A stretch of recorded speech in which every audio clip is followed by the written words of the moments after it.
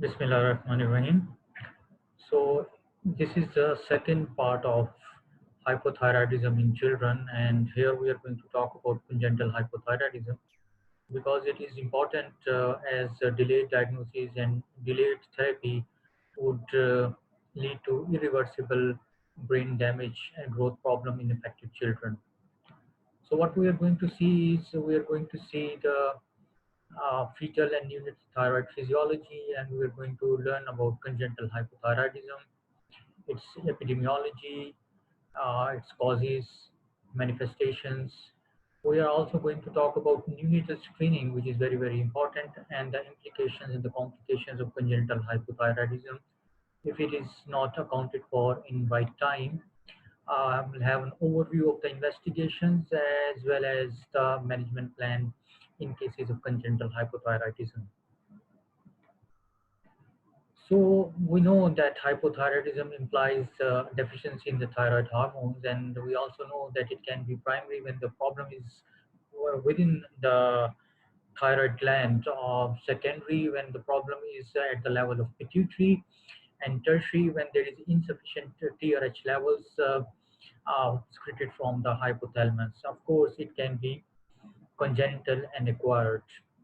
Just to recap, the synthesis of thyroid hormone started from the iodide trapping into the thyrocytes to the synthesis of thyroglobulin, oxidation of the iodides, iodination of the tyrosine component of thyroglobulin, coupling and condensation leading to the formation of T3 and T4, phagocytosis of colloid into the thyrocyte when the need of thyroid hormones is there, and subsequently excretion of this thyroid hormone into the blood from where it is taken to the effector organs to exert its physiological and the metabolic effects.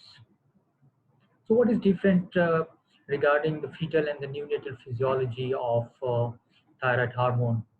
Now, it is important for us to understand that the fetal hypothalamo-pituitary thyroid axis that develops independently of the mother. And this is because of the high placental concentration of B3. This is the enzyme you would remember from the previous lecture about hypothyroidism, that this is one of the enzyme type 3 iodinothyronine deiodinase. This is the enzyme which physiologically inactivates the thyroid hormone. So, because of its presence um, in high concentration in placenta, the maternal levels really would not reach the baby. The other thing that we need to understand and realize is that embryogenesis, the formation of the thyroid gland itself, is completed by 10 to 12 weeks of gestation. The overall T3 levels, however, remains low all over the parts of the fetus except for brain and pituitary, where they are needed the most. The thyroid stimulating hormone from the fetal pituitary starts increasing around mid gestation. Before that, the axis is not really well developed, and the negative feedback mechanism is not robust and not very well developed before 26 weeks of gestation. So, this information is important because the premature babies and the extreme premature babies may not have a robust system to um, one to produce thyroid hormone and two to regulate it by the feedback mechanisms. This figure here shows the development of hormonogenesis and the feedback control at various gestational ages.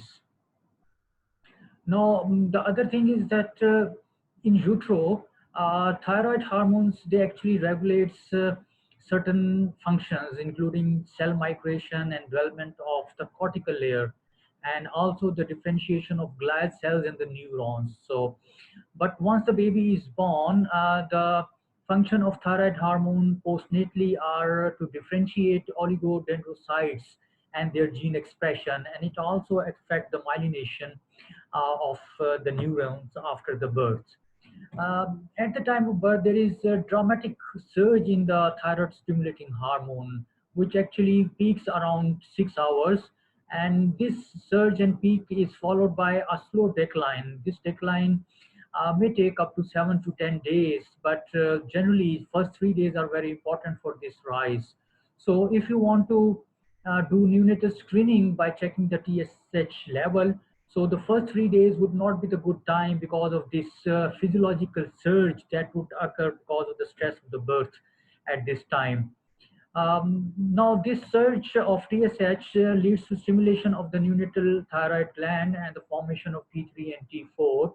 Their level increases. However, this surge is less marked in the premature babies.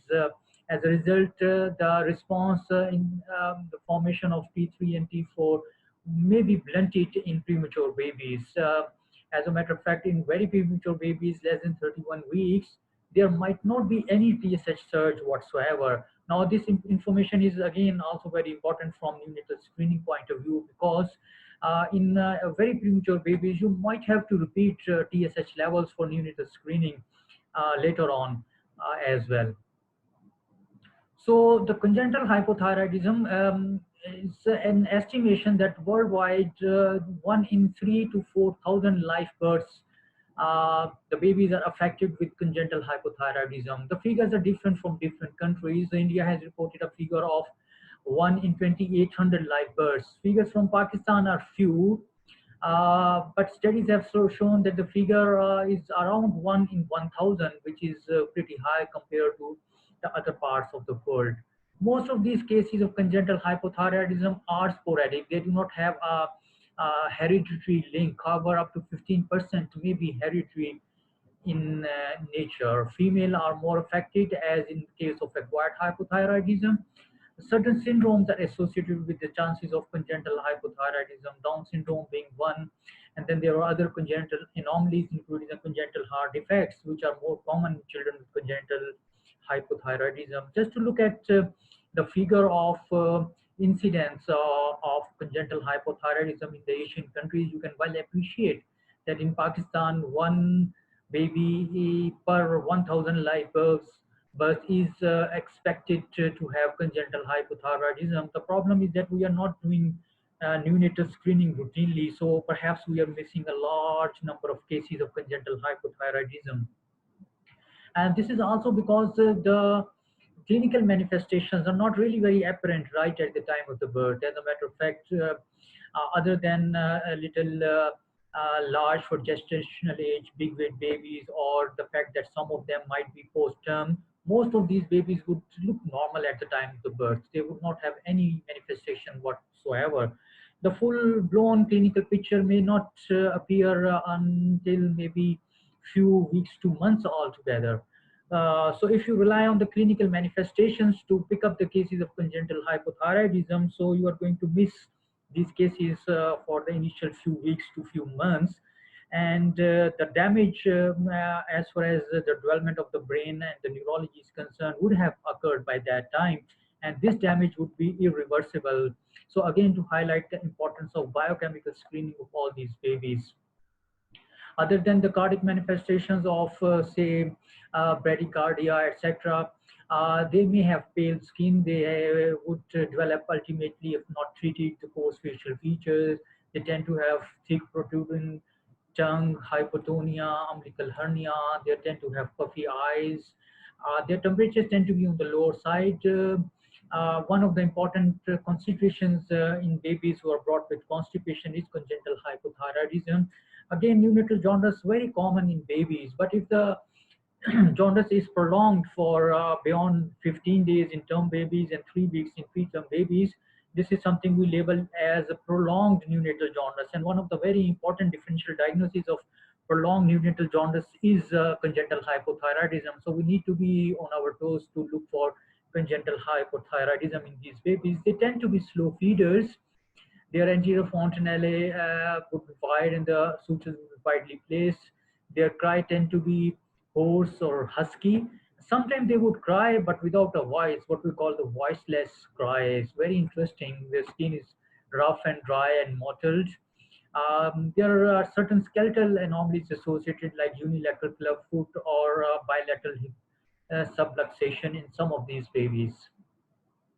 Now, the causes of congenital hypothyroidism are manifold, but we need to realize that some of these causes are permanent, where you need thyroxine or thyroid hormone replacement therapy, for a long period of time, and then certain conditions where it is just transient, where you may not need either you would not need the thyroxine at all, or if you would need thyroxine, it would be for a limited period of time.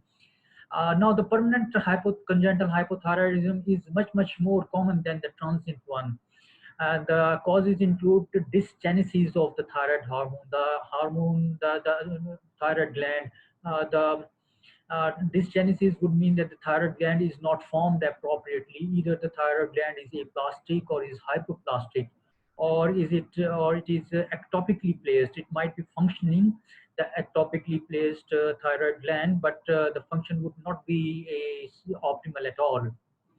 The other group of causes is the dysharmonogenesis, where the thyroid gland is all right, it is located appropriately, but the hormone synthesis is not appropriate. This could be because of various reasons, including unresponsiveness to TSH, or the problem with the iodine trapping, or the defects at the level of organification, or defect at the level of thyroglobulin. And sometimes it can be because of the deficiency of deiodinases, the enzyme which are very important for degradation of T4 to T3. Of course, along with the primary causes, this dysgenesis and the dysharmonogenesis, some of them may have congenital hypothyroidism because of the central causes, because of the involvement of hypothalamus or the pituitary. One is the panhypopituitarism, where in addition to the thyroid gland, other hormones are also deficient, and then there could be isolated thyroid stimulating hormone deficiency. As far as the transient congenital hypothyroidism is concerned, this can be because of a maternal use of certain drugs, or a maternal iodine deficiency, and sometimes because of maternal antibodies, and rarely it can be without any obvious cause, so-called idiopathic transient congenital hypothyroidism. As far as thyroid dysgenesis is concerned, where the thyroid gland is not appropriately formed, it is one of the major reasons of congenital hypothyroidism, may it be because of aplasia, hypoplasia, dysplasia, or ectopia.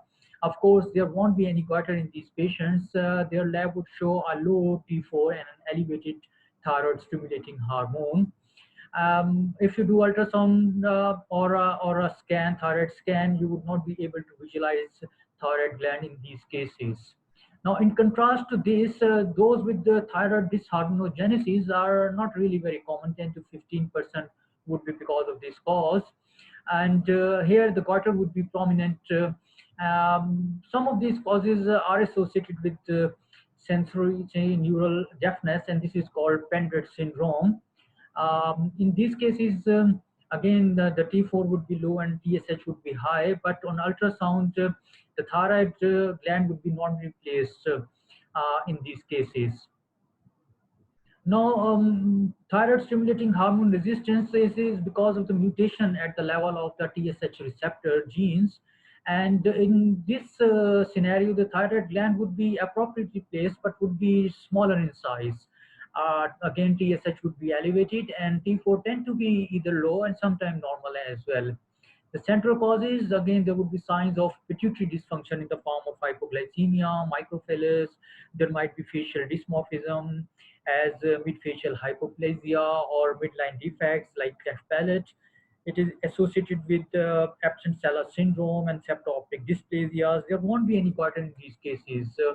Yeah, important to remember that not only the T4 but TSH would also tend to be low in these cases, and there might be involvement of other hormones which would be detected if we test for them. MR brain would be helpful in looking at the pituitary gland in these cases. Now, quickly going to the transit causes of congenital hypothyroidism. We have talked about the maternal exposure to anti-thyroid drugs, but the important thing is that if this is the case, the hypothyroidism in the baby would be resolved in a week's time, and no treatment would be needed for the baby in this scenario. The other important cause is iodine deficiency, or where again you may not need prolonged thyroxine therapy. We have talked about prematurity, where the thyroid function is not very much mature. However, most of these babies would improve with time. So it's just the follow-up of these babies that you have to do. Um, we are all aware of the investigations that we need to do in these cases. The thyroid function test, T4 and TSH. Antibodies would not be required in large majority of babies with congenital hypothyroidism. You would do ultrasound of the neck to look for the thyroid gland if it is appropriately located, and the size of that. The same would be the benefit of doing the nuclear scans. Now, the interpretation of the thyroid function test, if both TSH and T4 are normal, of course, the thyroid functions are normal and this is euthyroid.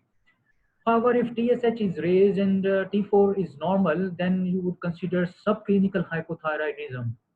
Remember that we also talked about subclinical hypothyroidism when we were discussing acquired hypothyroidism. So this is what the scenario would be. So you need to be at the watch out for this specific group of patients. In primary hypothyroidism, where there is problem with either dysgenesis or dysharmonogenesis, T4 would be low, but TSH would be understandably high because of the negative feedback to the pituitary. The thyroid stimulating hormone would be increased in these cases. But in central hypothyroidism, there won't be any response from the pituitary level. So pituitary would not be able to secrete TSH. So both the thyroid hormones, the T4 as well as TSH would tend to be low in these cases. And these are the values of T4 and TSH at various age groups. So remember, we discussed when we discussed acquired hypothyroidism that it is the free T4 level which is important for the detection of these cases. The treatment remains with the wonder drug. We all know, we have talked about that. Thyroxine, we generally tend to start at 10 to 15 microgram per kg per day in babies. And this is the chart showing the doses of thyroxine at various ages. So we need to realize that once you start the babies on thyroxine at this dose, the thyroid hormone, the T4, tend to normalize within a week's time. However, it may take a couple of weeks or even little more for TSH to normalize. So our goal of therapy would be normalization of TSH and to maintain T4 at the upper normal range. For that, of course, you would need follow-up testing of T4 and TSH. So you would do follow-up testing 2 to 4 weeks after the onset of therapy to begin with. And then you would do every 1 to 2 months during the first 1 year of life in congenital hypothyroidism. And again, it is important because we know that the maximum brain development occurs in the first year of life. And we have also understood that thyroid hormone is so important for the normal brain development. So we really want to make sure that the TSH is in the normal range in the first year of life, and the T4 is in the upper half of the normal reference values. After that, you tend to do these levels every 3 to 4 months till 3 years of age, and then maybe every 6 to 12 months, depending upon how the patient is doing. Also, you would like to do a repeat test after every dose change that takes place. The therapy in the permanent cases of congenital hypothyroidism is lifelong therapy that we need to understand. Now, neonatal screening is very, very important. As it has been discussed, that the clinical feature may not be apparent for many, many months altogether. So, in pre-screening era, where there was not universal neonatal screening for thyroid functions, the cases of congenital hypothyroidism, only 10% of them were being detected during the first 1 month of life, and again would be because of them having slow feeding or prolonged jaundice or constipation, soft signs. And another 30 to 70% would be detected by the age of 3 and 12 months respectively. However, most of them would have been detected by 3 to 4 years, but it would have been too late. That was before the universal screening, the pre-screening era. Now the things have changed. So we are actually screening, well, it's not doing in Pakistan, but worldwide it's done for all the babies. It is done by simple heel prick. We take blood samples from heel prick on a special card called the Threes card. And because the reason that we have discussed earlier, it's done after day 3, around 72 hours of life. For very, very small babies, we might have to repeat it after 6 to 10 weeks. The absolute cutoff values, 6.5 for T4 and more than 20 for TSH. Of course, you would like to confirm this screening by doing a proper venous test by radioimmunoassay of T4 and TSH. You have to make sure that the case of congenital hypothyroidism that you are seeing is a permanent case. You need to assess that. Ultrasound would be sometime very helpful regarding that, as would be the levels of TSH and the T4. And also, sometime if you stop the thyroxine, the response of the TSH, if it increases or not, would be helpful sometimes. But this is something that you would not do routinely. This would be something that would be done by very specialized people in very specific setting. So you need to be careful about that. So the algorithm of how to go about is over here. I'm not going to go into the detail of that. The prognosis again, as with the acquired hypothyroidism, you treat them, the prognosis would be good. But if you don't treat them, in addition to the short stature, a very devastating long-term neurological sequelae, developmental delay, ataxia, gross motor delay, fine motor delay, speech delays, um, that can be lifelong disability. There might be problem with the puberty and of course the short stature. With prompt treatment, excellent neurodevelopmental outcome. Earlier you start the therapy, better the neurodevelopmental outcome would be. And the diagnosis, if it is delayed, it would have substantial cost to the cognition and the behavior of the babies. So just to share with you that if you start thyroid replacement therapy within the first 3 months, the mean IQ of these babies tend to be around 89. But if you start it little late, around 3 to 6 months, it is less than that, is around 71. And if the therapy started beyond 6 months, the mean IQ is not more than 50, 55 in these babies. So early detection and prompt therapy is the key here. So in conclusion, it is important not only for the growth, but for the neurodevelopment of the babies as well. Common causes are dysgenesis of congenital hypothyroidism followed by dysharmonogenesis. And because of their non-specific features, the diagnosis may be delayed if you rely on the clinical features. So the key to success here is neonatal screening. So even if it is not done universally, I would urge everybody to consider doing thyroid function test for all babies, um, even if they do not have any features or not. So early treatment would have favorable outcome, and delayed treatment, irreversible brain damage. With that, we stop. And if there are any questions or comments, you are more than welcome to post them. Thank you very much.